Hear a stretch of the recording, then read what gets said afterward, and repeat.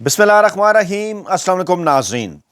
Engineer Mirza साहब ना सिर्फ खुद रंगे हाथों पकड़े गए हैं बल्कि उन्होंने अपने हैंडलर्स को भी मुकम्मल तौर पर बेनकाब कर दिया है। और ऐसा होता है, जी हाँ, ऐसा होता है कि जब आपकी मत मारी जाती है और जब आपने किसी के भी सामने आश्कार होना होता है, असल चेहरा आपका सामने आना होता है, तो वो कहते हैं ना कि जनाब आप ऊंट पर भी बैठे हों तो आपको कुत्ता भी काट लेता है। ऐसा ही हुआ है। इंजीनियर मिर्ज़ा साहब जिन्हें इमरान खान साहब के खिलाफ लॉन्च किया गया, उन्हें खुसूसी तौर पर अडयाला जेल भिजवाया गया। वहाँ पर वो पता नहीं क्या कुछ सूंघते रहे और सूंघ कर फिर मुख्तलिफ वड्डे एंकरों, वेले कालम निगारों और मुलाजम साफ़ियों के ज़रिए आप तक पहुँचाते रहे। लेकिन आज बिल आखिर उनका ना सिर्फ अपना असली चेहरा बेनकाब हुआ, ना सिर्फ उन्होंने एक अहम तरीन और बहुत बड़ा इंकशाफ करते हुए पाकिस्तान की तारीख की एक बहुत बड़ी वारदात ना सिर्फ तस्लीम कर ली, बल्कि इसके साथ साथ उन्होंने अपने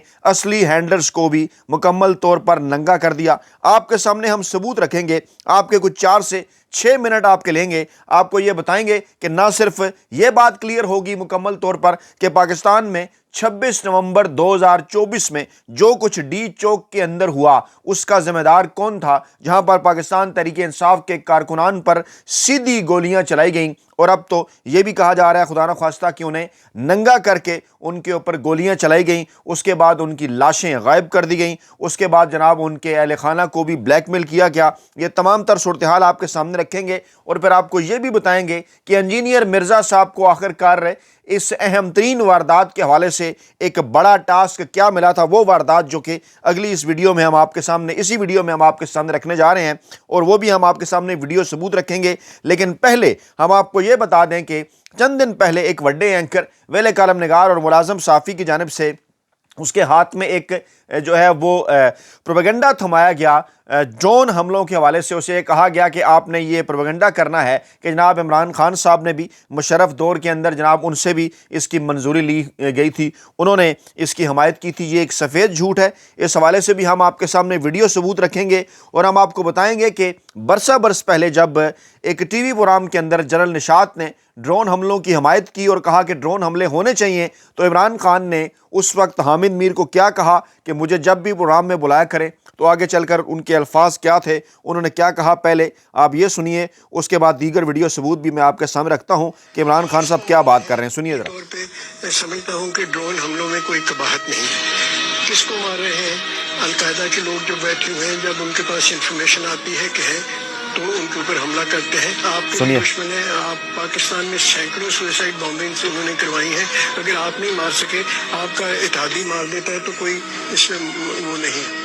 जी, ये सिर्फ आपको एक फर्क दिखाया कि इमरान खान समेत तमाम political parties, MQM, PMLN, even peoples party, काफ लीग, सब ये कह रहे थे कि ड्रोन हमले नहीं होने चाहिए। लेकिन अगर ड्रोन हमलों की हमायत की है तो एक रिटायर्ड लेफ्टिनेंट जनरल साहब ने किया है, जो एक बहुत बड़े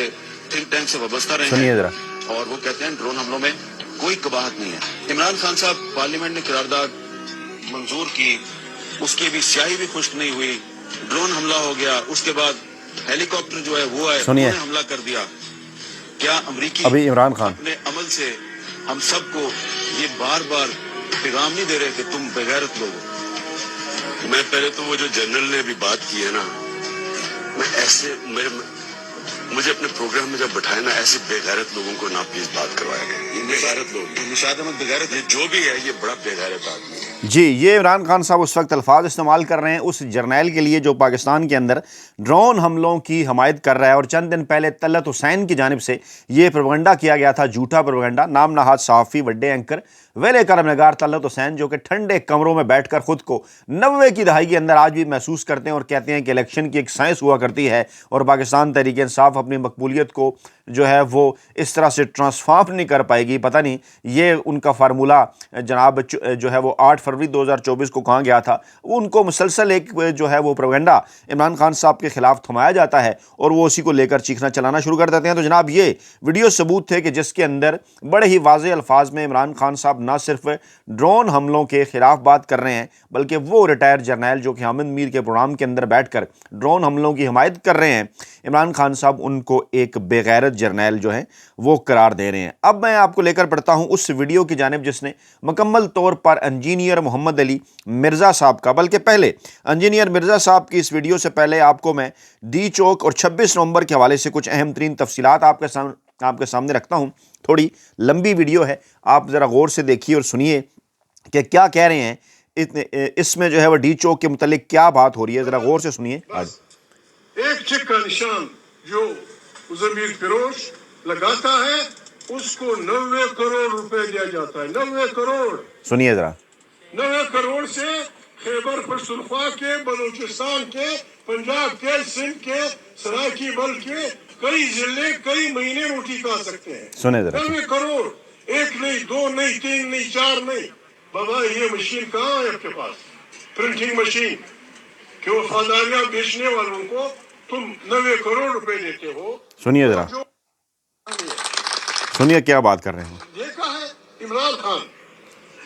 خان جیل میں ہے، دنیا کا قانون ہے، دنیا کا بدترین قاتل۔ اگر اس نے سینکڑوں ہزاروں لوگوں کو مار دیا ہو، اگر اس نے سینکڑوں بینکوں کو لوٹا ہو، اگر وہ بہت بڑا وہ ہو، اس کی ملاقات کی پابندی نہیں ہے دنیا میں کہیں بھی۔ سنیے ذرا۔ کہیں بھی ایک آدمی جس کو اپنے وزیر اعظم بنایا، وہ جو کروڑوں انسانوں کا نمائندہ ہے، اس کی اسے پابندی لگاتے ہیں، اور پھر آپ پتہ نہیں یہ بھی لکھتے ہیں کہ آپ، میں معافی چاہتا ہوں، سنیے۔ 8 فروری کے دن ہم نے ایک کام مہربانی کرنی ہے،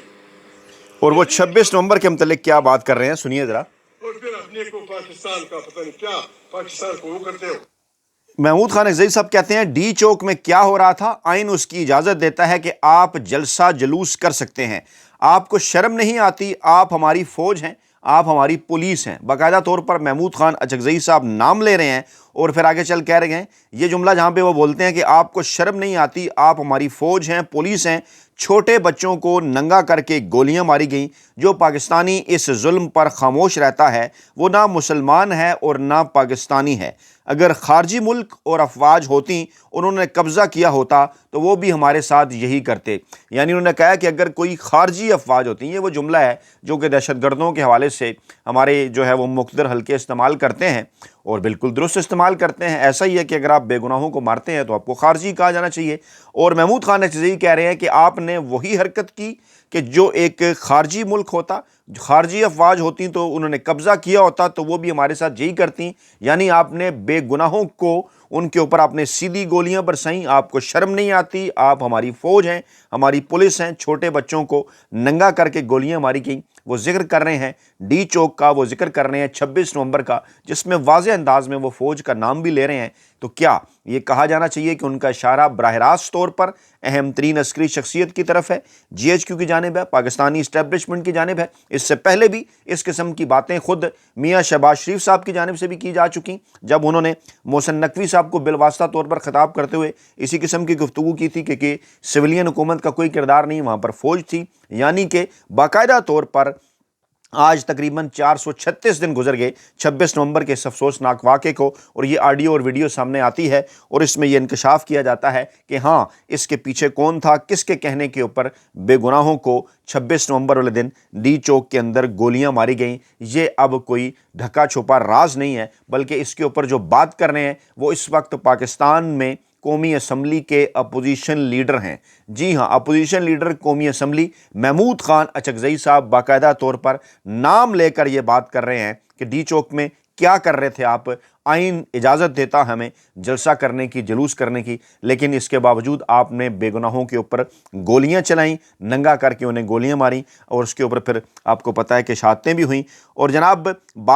اچھا معاملہ اب صرف یہی نہیں رکا، بلکہ اب 8 فروری 2026 کو جب پاکستان تحریک انصاف نے احتجاج کا اعلان کر رکھا تھا، پلان ان کا یہ ہے کہ جناب کیونکہ اس دن سڑکیں ویران ہونی تھی، اس دن شٹر ڈاؤن ہڑتال ہونی تھی، اس دن پہیہ جام ہونا تھا، پورے ملک کے اندر ایکٹیویٹیز بند ہونی تھی، تو اس کے لیے آپ نے کیا کیا؟ اس کے لیے کسی نے آپ کو مشورہ دیا کہ آپ جناب اس دن ایک ایسا تہوار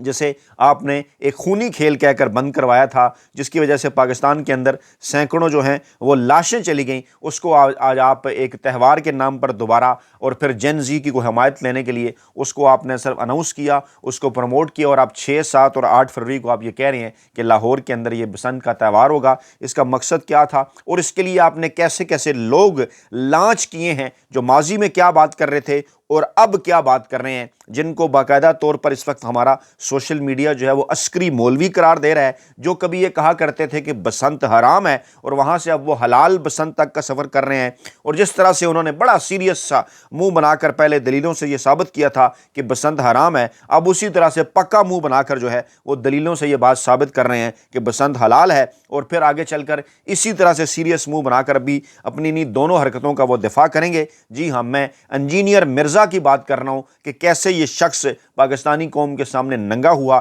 اس کا اصل چہرہ آشکار ہوا، اور یہ وہ تمام کے تمام کردار ہیں، چاہے وہ شاہد افریدی صاحب ہوں، چاہے وہ قاسم علی شاہ صاحب ہوں، چاہے وہ جواد احمد صاحب ہوں، چاہے وہ اقرار الحسن صاحب ہوں، اور چاہے وہ انجینئر مرزا صاحب ہوں، کس طرح سے انہیں باری باری عمران خان صاحب کے خلاف جو ہے وہ لانچ کیا جاتا رہا، کس طرح سے ان کے چہروں کے اوپر سے نقاب اٹھتا رہا، کس طرح سے جو تھوڑا بہت پاکستانی عوام یا پاکستان کی نوجوان نسل شاید ان کی کسی بات پر یقین کرتی ہو، شاید ان کے ساتھ کوئی تھوڑا بہت پیار کرتی ہو، کیسے وہ باقاعدہ طور پر استعمال ہوئے مقتدر حلقوں کے ہاتھوں میں عمران خان صاحب کے خلاف، اور اس کے بعد پر پاکستانی عوام نے جو ان کے ساتھ کیا وہ آپ کے سامنے ہے۔ یہ خود سن لیجئے، دیکھ لیجئے کہ انجینئر مرزا صاحب کیا فرما رہے ہیں۔ آپ تہوار منانا جائز ہے؟ اس طرح کی تو پتنگ بازی اکیلے کرے، کوئی بسنت منا کرے، حرام ہے۔ بسنت تو ویسے ہی غلط ہے جی،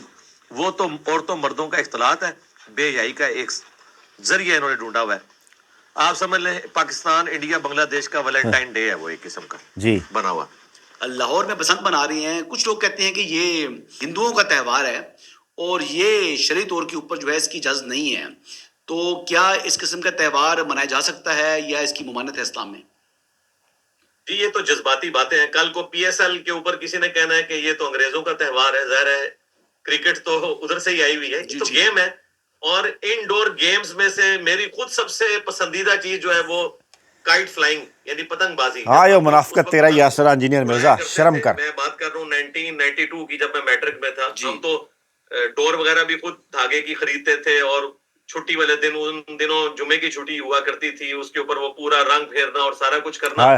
مانجا لگانا، انجوائے کرتے تھے۔ جی اسی طریقے سے آنچ پکڑنا، چٹکی پکڑنا، یہ انگلی کٹتی تھی جی، بس انگلی کٹتی تھی، اس سے زیادہ کچھ نہیں ہوتا تھا، کبھی کسی کی گردن نہیں کٹی تھی۔ یہ جب سے منوس ڈور آئی ہے، یہ کیمیکل، اس کی وجہ سے میں یہ دکھا بھی دیتا ہوں، یہ سنیے، یہ دیکھیے ذرا، یہ انجینئر مرزا صاحب سے سوال ہو رہا ہے۔ تو پتنگ بازی اکیلے کرے، کوئی بسنت منا کرے، حرام ہے۔ اکیلے کریں، بسنت منا کے کریں، حرام ہے، وہ تو عورتوں مردوں کا اختلاط ہے، بے حیائی کا بے حیائی ہے، ذریعہ انہوں نے ڈھونڈا۔ ہاں ذریعہ، یہ تو آپ سمجھ لیں پاکستان انڈیا بنگلہ دیش کا ویلنٹائن ڈے ہے، وہ ایک قسم کا بنا ہوا۔ لاہور میں بسنت منا رہی ہیں، کچھ لوگ کہتے ہیں کہ یہ ہندوؤں کا تہوار ہے اور یہ شرعی طور کے اوپر جو ہے اس کی اجازت نہیں ہے، تو کیا اس قسم کا تہوار منایا جا سکتا ہے یا اس کی ممانعت ہے اسلام میں؟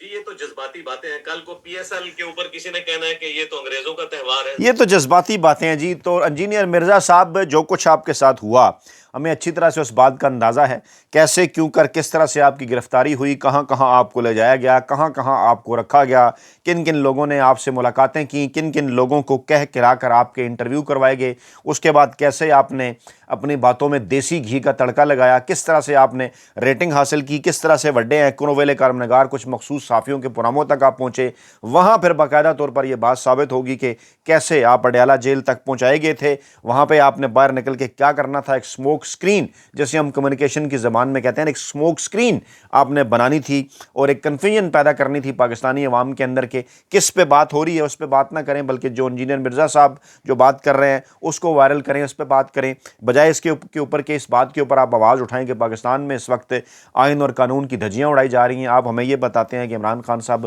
اڈیالہ جیل کے اندر دیسی مرغی کھاتے ہیں، تو جناب آپ کی اگر بھی کوئی اس قسم کی ہمت موجود ہے کہ آپ ہضم کر سکتے ہیں، ہمارے ہم عمر ہے نا آپ 50 سال کے، وہ 70-75 سال کی عمر میں دیسی مرغی ہضم کر سکتا ہے نا، اور اگر آپ نہیں ہضم کر سکتے اپنی ان منافقتوں اور اپنے ان جھوٹوں کی وجہ سے، تو وہ اپنے پیسوں سے بیٹھا وہاں پہ کھا رہا ہے، وہ جو کچھ بھی کھائے۔ تو آپ کو باقاعدہ طور پر لانچ کیا گیا تھا، آج یہ بات ثابت ہو گئی کہ جناب یہ ویڈیوز ہمیں یہ بتا رہی ہیں کہ جناب انجینئر مرزا صاحب ہوں یا ان جیسے کئی دوسرے عسکری مولوی، ان سے کچھ بھی کروایا جا سکتا ہے، اور پاکستان کے مقتدر حلقے عمران خان صاحب کے خلاف باری باری یہ تمام تر جن کرداروں کو لانچ کر رہے ہیں، ان کی کبھی نوجوان نسل کے اندر بڑی فالوئنگ ہوا کرتی تھی، سوچا سمجھا یہ گیا تھا کہ شاید نوجوان نسل ان کے پیچھے چل پڑے، ایسا ممکن نہیں ہو سکا، اور پھر جو ویڈیو آڈیو ہم نے آپ کو محمود خان اچزئی صاحب کی دکھائی اور سنوائی، جس میں وہ ایک خوفناک ترین انکشاف کر رہے ہیں، باقاعدہ طور پر نام لے کر وہ یہ بات کہہ رہے ہیں کہ جناب 26 نومبر کے پیچھے کون تھا، واضح ہو گیا۔ اور انجینئر مرزا صاحب کی یہ جو ویڈیو ہے شرمناک، یہ ہمیں بتا رہی ہے کہ انجینئر مرزا صاحب کے پیچھے کون تھا۔ یہ ہے جناب اس وقت صورتحال، اور یہ چلے ہیں عمران خان صاحب کے خلاف بیانیہ بنانے کے لیے، جس میں انہیں گزشتہ 4 برسوں میں مکمل طور پر ناکامی کا سامنا ہے۔ اپنا بہت خیال رکھیے گا، دعاؤں میں یاد رکھیے گا۔ نئی ویڈیو کے ساتھ جلد حاضر ہوں گے، اللہ نے کے بعد۔